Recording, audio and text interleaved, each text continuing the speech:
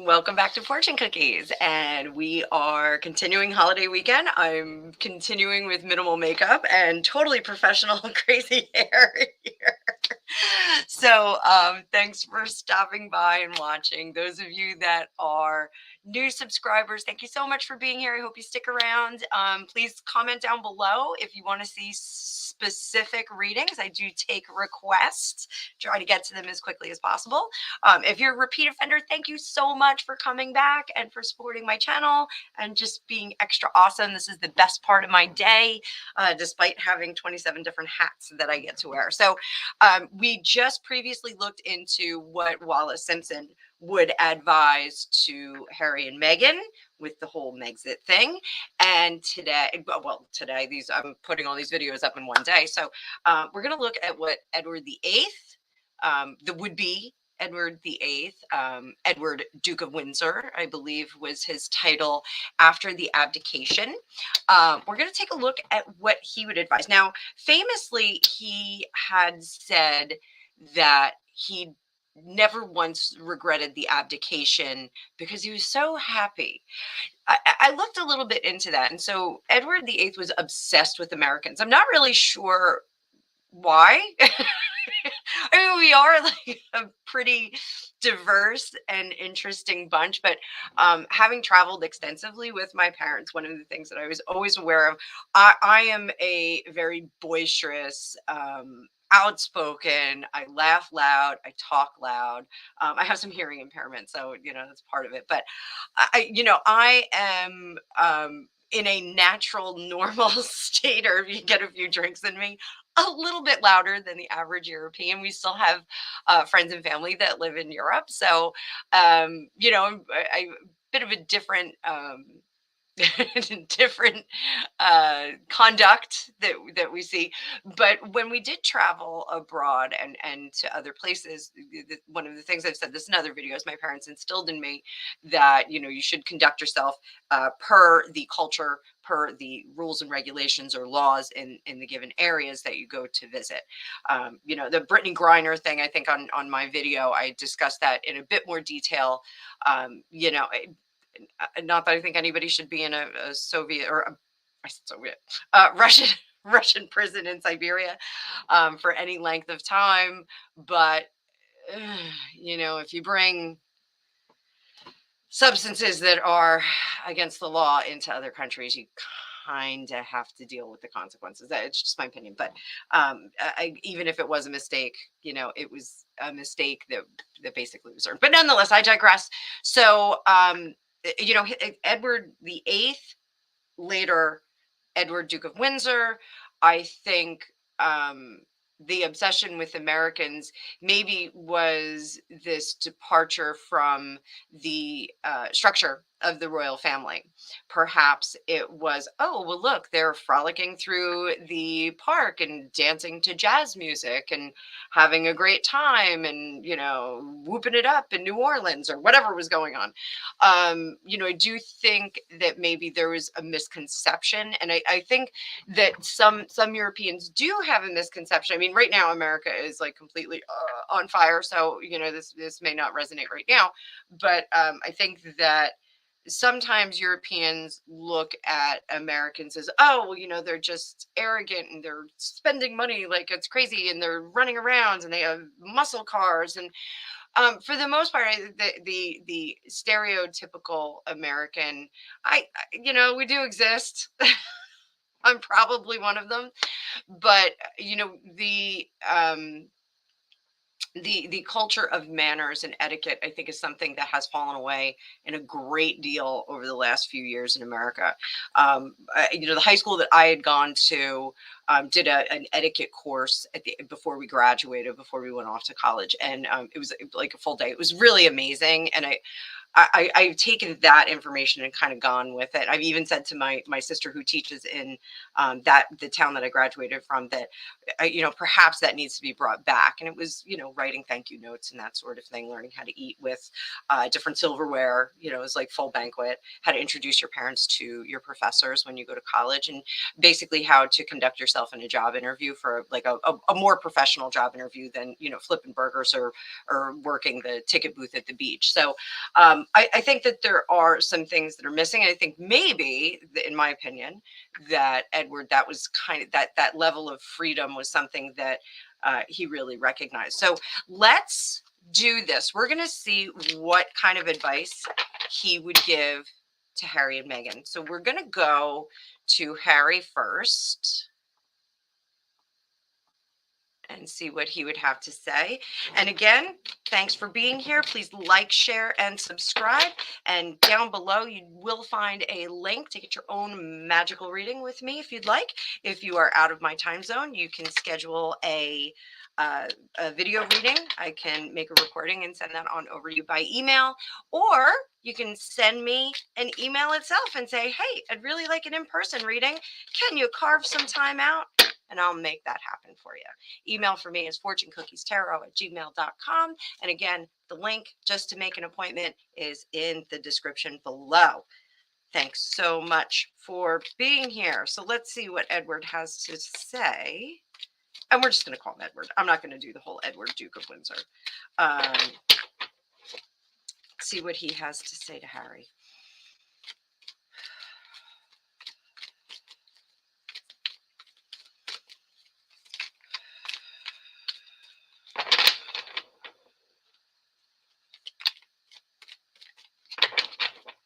I'm just going to say something. This is a channeling video. I really feel like Edward's kind of boring. I'm sorry. He feels kind of boring. Very one-dimensional. Feels like a cardboard cutout.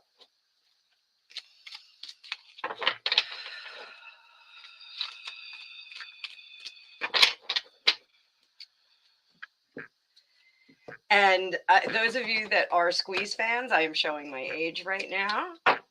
The song "That Is Love" is coming through very strongly. A lot of the time when I do readings, of course I love music, or who doesn't love music? Sometimes I get songs that will come through and they'll play on a loop when I'm talking to someone. So apparently Edward would have been a Squeeze fan. Who wouldn't be? Ooh. This is very interesting because it does really mirror what Wallace was saying. I think maybe I should have done Edward's first. She might be nudging him and saying, hey, just say this. So Page of Wands, he says, this is a new start for you, but you need to understand that it's a perilous journey. Perilous. You will be giving up everything. We have Five of Cups here. Five of Cups is represented by the mendicants in the original Rider-Waite. The mendicants, look it up. I talk about it all the time. The mendicants were a religious sect who gave up all of their worldly possessions and luxuries to become closer to God. This says you gave up all of your luxuries and your privileges to be overburdened, but overwhelmed by love. So overburdened and overwhelmed by love. This, I believe, I'm getting intuitively, is a warning about some gaslighting. So, you have given up everything, and perhaps you are consumed by love, which is interesting because I believe Edward was a bit consumed by love. So we're going to take a look at that final statement that he said about, I'm so happy. I'm so happy. So the message above, the outward message that he would give to Harry is, she's not going to be able to create the same kind of luxury that you had with the royal family. So don't expect that. And never complain, never explain is right here. Stop talking. So many channels are saying, stop talking, Harry, stop talking, which I do think that he's stopped talking a bit. I mean, they are back in England, I believe, at Frogmore today. It's Sunday, the September 4th of September. everyone just keeps saying, "Shut up, stop talking." It's really stop putting your foot in your mouth. Stop it, stop it, stop it, stop it. So he Edward really wants him to. Um, I don't want to say return on investment because Edward doesn't think in those terms, but if you are consumed by love, consumed, you have given it all up for love, which is very similar to what Edward did. So we're gonna pull a few more cards. We're gonna do a little bit of storytelling. I know everyone loves the storytelling and the conversations. Really this storytelling technique is so good when we're channeling and getting information from the great beyond. So let's see what we got. Probably should have fancied myself up for this reading with Edward. He certainly liked his fancy Wallace. She was pretty fancy. She had really, really good style. I just want to say I didn't like her hair, but she had really good style. So Edward, give me some messages for Harry. What would you say if you could sit down and have some Turkish coffee with him? I don't know why I said Turkish coffee. I don't know. So maybe he was a fan of Turkish coffee. Maybe he was a fan of American coffee. He really liked Americans. So he's fascinated by Americans. We are pretty fascinating and diverse. So Knight of Cups and Ace of Pentacles. Running wildly into love has resulted in this loss of money.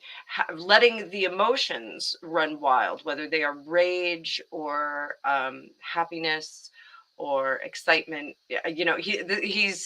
I'm seeing Tom Cruise on the couch, jumping on the couch, and it's almost like he's saying, you should temper that. You should have some level of decorum and not allow that to be the outward expression. Keep that for private. Their temperance. Dialing it back, because the change, it's one thing to be happy. He is saying that the engagement interview was very good because the scale was more in favor of Harry. It was more Harry representing and bringing someone into the family, and he liked that. He thought that was a good thing. He is critical of the judgment of letting go of it. This isn't about responsibility to the secession. It's not about responsibility to the secession, but it's his judgment for his security. I mean, definitely Edward had some challenges, let's say challenges with the level of security, not security like security team, but security in terms of legacy, finances, having some of that backing behind him. Definitely he should have looked deeper, for the secrets and brought the secrets to the fore. There are things that he is suggesting here that were unknown, that he jumped in before he had the whole story. And that is a warning. Moving into the future, regain your voice and your position. He is advising that there's something behind the scenes that Harry should have dug out, should have routed out before he went and did this official thing. And he's telling him, in the future, you need to regain your power and your truth and proceed without a care. Oh boy. This is a bad blood will out. This is the antidote to the negativity toward Harry, is laying the truth out there. And he's saying that that's not a bad thing. It may take her down a peg or all of the pegs, but he is saying that there was something unknown. The Hierophant, the public does not know the truth.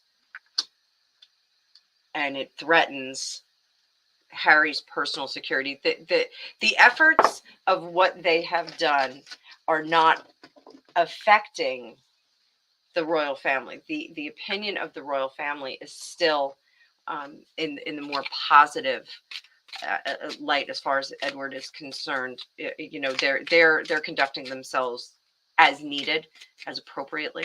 Um, and really the negativity is just splashing all over them.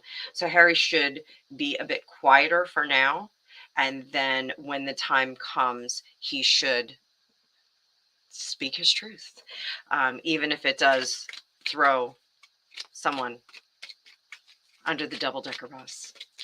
What is Edward's message for Meghan? Sloppy shuffle. Sorry, people. Like I said, I am the queen of sloppy shuffles. What is Edward's message for Meghan? What is his message for Meghan?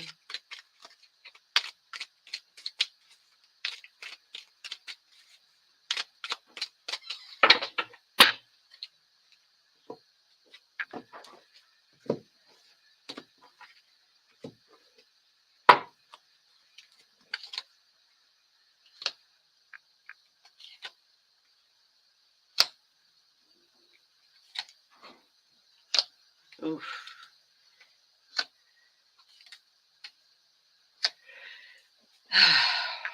So, go on now, go. Walk out the door. That's a song that's coming through. Seven of Swords. The Seven of Swords is our shady card. It's in reverse, and that's shady antics are to be revealed. They will be revealed. This message is they're going to come out. The lies are going to it's happening. We all know it's happening. The lies are being revealed whether she likes it or not, and that is going to just completely dash all of the work and progress that she has put in thus far. So that is really going to crash and burn. So one of the things, having lived in Los Angeles and having been part of that Hollywood celebrity lifestyle with my ex-husband, there is this culture of, I really can't explain what else it is. I believe, like, culture of bullshit lifestyle.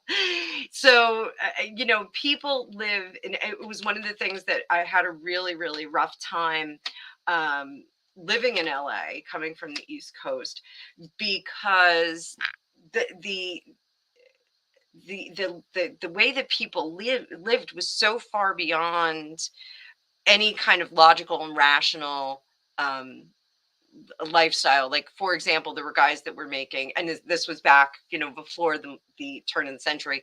I did say before the turn of the century. There were guys that worked with my husband, that were ex-husband, that were making, 50, 60, $70,000 a year, but they were in $500,000 of debt, and they, like, went to sleep just fine at night. And, like, they would tell me these things, and they had houses, they had cars, they had motorcycles, things that went into storage when they were on tour. And I was like, how do you sleep at night? Like, how? And the response was, oh, it's electric money. So it wasn't real money. Like, debt was not real money. It was electric money. And like, that was one of the phrases that really stuck with me. It's electric money. It's not a big deal. It's like really shocking. So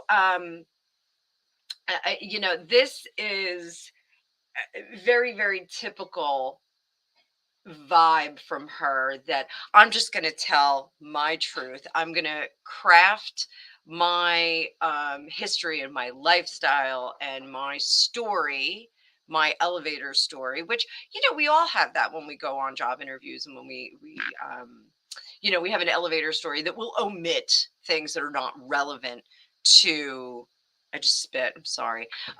Will omit things that are not relevant to obtaining that job or that position. When we meet people at parties, we will, especially salespeople like me, you will find those common threads with people, and you'll omit the stories that aren't relevant to creating a connection with those people. This is what she has done. She's crafted a storyline. She has created a persona that she is trying to sell. And his advice is it didn't work. It didn't work. Edward's advice to Meghan, it didn't work, and you need to walk from this. Eight of Cups is, look, you've done what you've done, and now you got to move on. And like, the journey may be interesting, it may be hard, but you've got to move on. You've got to change gears. Our Seven of Wands up here is about the balancing act. This is not so much about correcting. His suggestion is, don't add anymore. Subtract from this crazy story that you have told. Start to bring that backward, and don't keep that. Don't keep pressing forward with this story, because it's not working. It's not working. Find a new venture, and learn from this experience. We've got this Hierophant again, and I said in the prior reading that the Hierophant is about the greater community, looking at how the greater community views us, learning how to exist within that community, understanding the social rules and regulations, if you will. This balancing act that we have here, trying to find her footing again, seems very weak. And underneath it all, he's like, you blew it. You blew it. You had a great platform, and now you don't. Essentially, you don't have a platform. The pulpit from which you speak is not honored. So it's like she's on this soapbox, or at this lectern, and she's spouting to an empty room. There's only like 2 or 3 people in the auditorium that are buying what she's selling. That it's pretty unfortunate. So what would his line of thinking be to her if he could speak to her? He's saying inflexible. She's not someone you can talk to.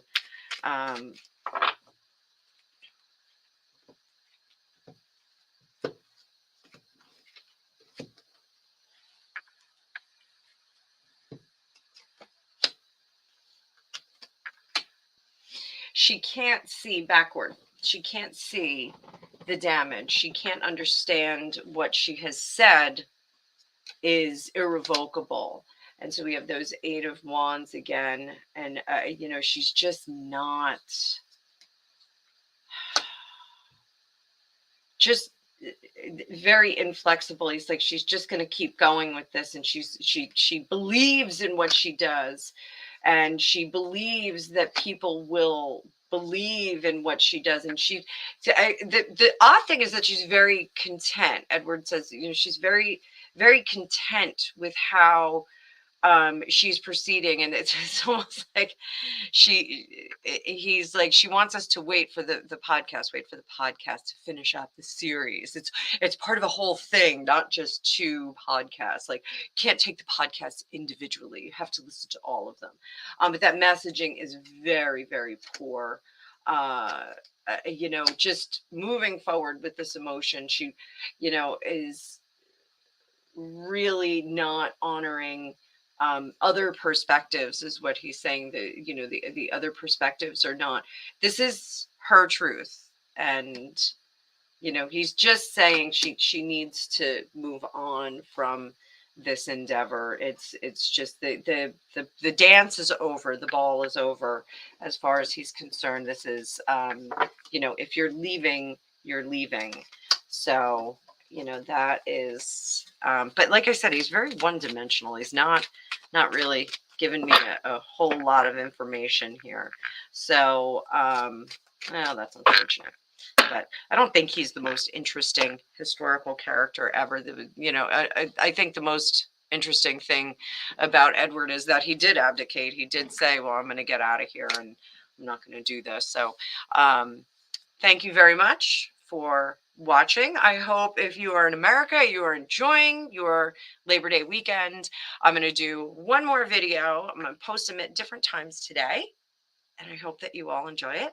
And next time, I will be much more presentable instead of in my pajamas. But I figured I'd just run downstairs and do a few videos for you guys this morning before I start making Bloody Marys and bacon and pancakes with chocolate chips in them. So we're gonna have a feast. So much for me getting a great workout in today. So again, thank you so much for being here. Please like, share, and subscribe. Comment down below. Book a reading for yourself. I actually blocked myself out for the weekend because last week I was end-to-end readings every single day. So I was doing like two or three readings every day last week. And in addition to my regular job, in addition to getting the kids all set up for school, because we're back to school on Tuesday, I just needed to take a break. So took a break for the weekend. I intend to spend it with a Bloody Mary in hand and flipping some pancakes today. So and then tomorrow we'll be getting things ready. So for the school bus. So have a great day, everybody. I will see you all soon.